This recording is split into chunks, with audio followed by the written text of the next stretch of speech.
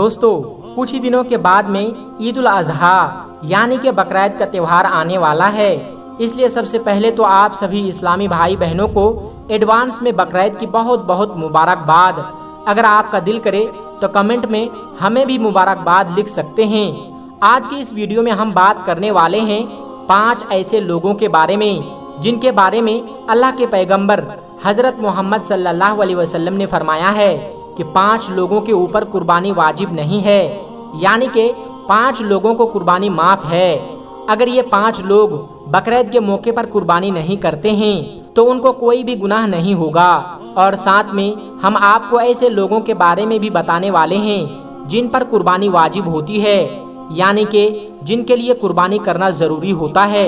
अगर ऐसे लोग बकरीद के मौके पर कुर्बानी नहीं करते हैं तो वह सख्त गुनाहगार होते हैं। इसलिए आज का ये वीडियो आप सभी इस्लामी भाई बहनों के लिए बहुत ही ज़्यादा ख़ास है। आप इसको आखिर तक ज़रूर देखिएगा और मेहरबानी करके शेयर भी कर दीजिएगा ताकि बकरीद आने से पहले पहले ये वीडियो तमाम मुसलमानों के पास में पहुंच जाए। तो चलिए शुरू करते हैं। दोस्तों, बकरीद का त्यौहार जिलहिज्जा की 10, 11 और 12 तारीख को मनाया जाता है। ईद उल फितर के बाद में ये इस्लाम का दूसरा सबसे बड़ा त्यौहार है। उसको सुन्नत इब्राहिमी यानी ईद कुर्बा के नाम से भी जाना जाता है। जिस तरह ईद उल फितर रोज़ा रखने की खुशी में मनाया जाता है, इसी तरह ईद उल अजहा हज पूरा होने की खुशी में मनाया जाता है।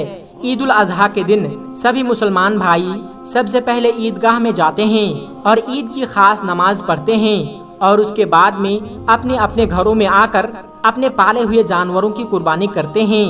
याद रखें, अल्लाह की रजा के लिए बकरीद के मौके पर कुर्बानी करना बहुत बड़े सवाब का काम है और बकरीद पर कुर्बानी करने वाले लोग बड़े खुश नसीब होते हैं। अल्लाह के प्यारे नबी हजरत मोहम्मद सल्लल्लाहु अलैहि वसल्लम ने फरमाया कि बकरीद पर कुर्बानी करना हर उस मुसलमान मर्द और औरत पर वाजिब है जिन पर सदका फितर वाजिब होता है, यानी कि ऐसे लोगों को बकरीद के मौके पर कुर्बानी करना ज़रूरी होता है। और अगर ऐसे लोग कुर्बानी नहीं करते हैं, यानी कि जिन लोगों पर कुर्बानी वाजिब है और अगर वो कुर्बानी नहीं करते हैं तो वो सख्त गुनाहगार होंगे। ऐसे लोगों के बारे में आप सल्लल्लाहु अलैहि वसल्लम ने फरमाया है कि जो शख्स कुर्बानी करने की हैसियत रखता है और फिर भी अगर वो कुर्बानी नहीं करता है तो उसको चाहिए कि वो हमारी ईदगाह के करीब ना आए। यानी कि ऐसे शख्स के लिए आप सल्लल्लाहु अलैहि वसल्लम ने नाराज़गी जाहिर की है, लेकिन उसके साथ ही अल्लाह के प्यारे नबी सल्लल्लाहु अलैहि वसल्लम ने यह भी फरमाया कि उन लोगों के अलावा 5 लोग ऐसे हैं जिन पर कुर्बानी करना वाजिब नहीं है, चाहे ये 5 लोग कितने ही मालदार क्यों ना हो, कितने ही पैसे वाले क्यों ना हो। 5 लोगों को बकरीद के मौके पर कुर्बानी करना माफ है। अगर ये लोग इस मौके पर कुर्बानी नहीं करते हैं तो उनको कोई भी गुनाह नहीं होगा। तो नंबर 1, जो सफ़र में हो। दोस्तों, अल्लाह के प्यारे नबी हजरत मोहम्मद सल्लल्लाहु अलैहि वसल्लम ने फरमाया कि सबसे पहला शख्स वो है जो सफ़र में हो, यानी कि वो अपने घर से अपने वतन से 92.5 किलोमीटर दूर चला गया हो। ऐसे शख्स पर कुर्बानी वाजिब नहीं है।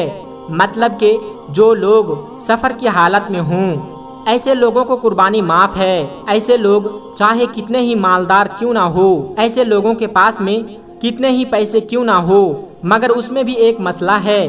अगर कोई शख्स अपने घर से 92 किलोमीटर दूर चला गया हो और अगर उसे वहां पर 15 दिन से कम ठहरना है तो उस पर कुर्बानी वाजिब नहीं होगी। लेकिन अगर उसे वहां पर 15 दिन से ज्यादा ठहरना है तो उस पर कुर्बानी वाजिब हो जाएगी। इसलिए फिर उसको चाहिए कि वो अपने नाम की कुर्बानी करे या फिर अपने घर वालों को बोल दे कि वो उसके नाम से घर में कुर्बानी करवा दे। नंबर 2, काफिर पर।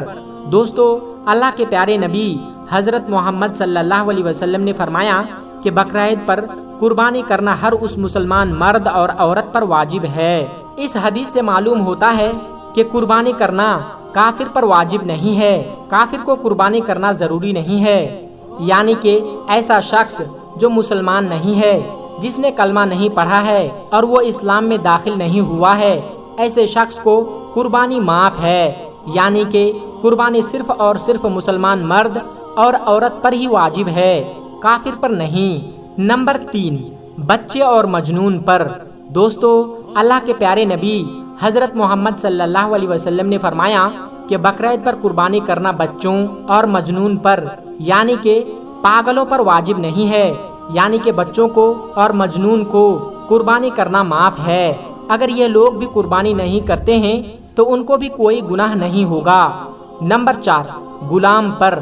दोस्तों, अल्लाह के प्यारे नबी हजरत मोहम्मद सल्लल्लाहु अलैहि वसल्लम ने फरमाया कि बकरीद के मौके पर कुर्बानी करना गुलाम पर भी वाजिब नहीं है, यानी कि जो लोग किसी के गुलाम हैं, किसी की गुलामी कर रहे हैं, तो ऐसे लोगों को भी कुर्बानी करना माफ है। अगर ऐसे लोग भी कुर्बानी नहीं करते हैं तो उनको भी कोई गुनाह नहीं होगा। लेकिन अगर ऐसे लोग बकरीद के मौके पर कुर्बानी का जानवर ज़बह कर देते हैं तो ऐसे लोगों को अल्लाह तबारक व तआला खूब अज्र देगा। नंबर 5, जो साहिब निसाब ना हो। दोस्तों, अल्लाह के प्यारे नबी सल्लल्लाहु अलैहि वसल्लम ने फरमाया कि ऐसे लोगों को भी बकरीद की कुर्बानी माफ है, यानी कि ऐसे लोगों पर भी कुर्बानी वाजिब नहीं है जो साहिब निसाब ना हो, यानी कि जिसके पास 7.5 तोला सोना या 52.5 तोला चांदी ना हो, या जिसके पास इतना सोने और चांदी की कीमत की रकम मौजूद ना हो, तो ऐसे लोगों पर भी कुर्बानी वाजिब नहीं है। उसका मतलब यह है कि जिसके पास में रहने का मकान, खाने पीने का सामान, इस्तेमाल के अलावा 7.5 तोला सोना या 52.5 तोला चांदी की कीमत के पैसे पास ना हो, तो ऐसे लोगों को कुर्बानी माफ है। याद रखें, कुर्बानी ऐसे शख्स पर वाजिब है जो साहिब निसाब हो। ऐसे लोगों को हर साल बकरीद के मौके पर कुर्बानी करना जरूरी होता है। ऐसे लोग अगर कुर्बानी नहीं करते हैं तो वो सख्त गुनाहगार होते हैं। लेकिन अगर कोई शख्स साहिब निसाब नहीं होते हैं, जिसके पास इतना माल नहीं होता जितना आपको ऊपर बताया गया है, ऐसे लोगों को कुर्बानी माफ है। लेकिन यहाँ पर एक बात और याद रखें, अगर कोई शख्स साल भर तो फकीर रहा, यानी कि उसके पास साल भर तो कुछ नहीं था, मगर जैसे ही कुर्बानी का दिन करीब आया तो उसके पास इतना माल आ गया जिससे वो साहिब निसाब को पहुंच जाता है, तो याद रखें ऐसे शख्स पर कुर्बानी वाजिब हो जाती है, यानी कि ऐसे शख्स को कुर्बानी करना जरूरी होता है।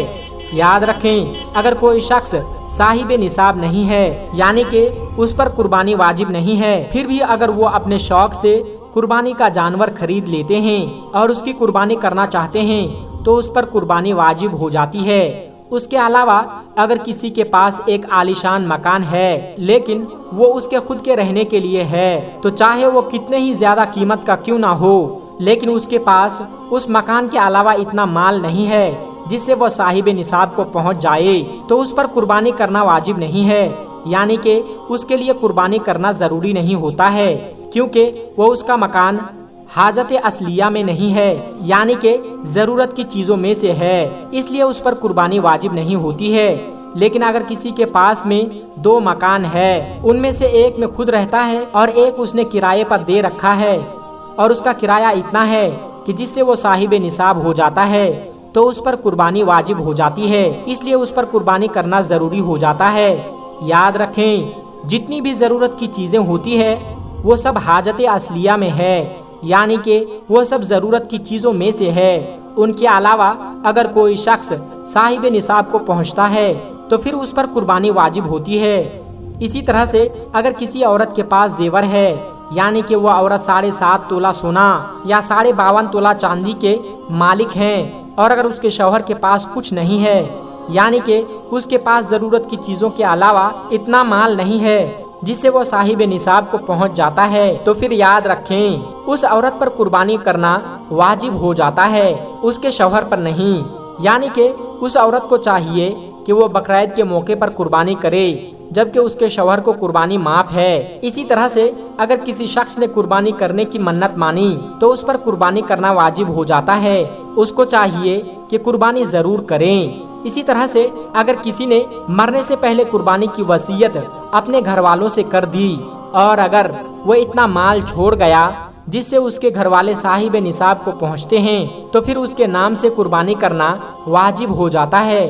उसके घर वालों को चाहिए कि उसके नाम की कुर्बानी जरूर करें। तो प्यारे दोस्तों, आप सभी अच्छी तरीके से समझ गए होंगे کہ کن پر قربانی واجب ہے اور کن لوگوں کو قربانی کے لیے چھوٹ دی گئی ہے۔ تو دوستو آج کی ویڈیو میں بس اتنا ہی، ملتے ہیں ایک پھر نئی ویڈیو کے ساتھ، تب تک کے لیے السلام علیکم ورحمۃ اللہ وبرکاتہ۔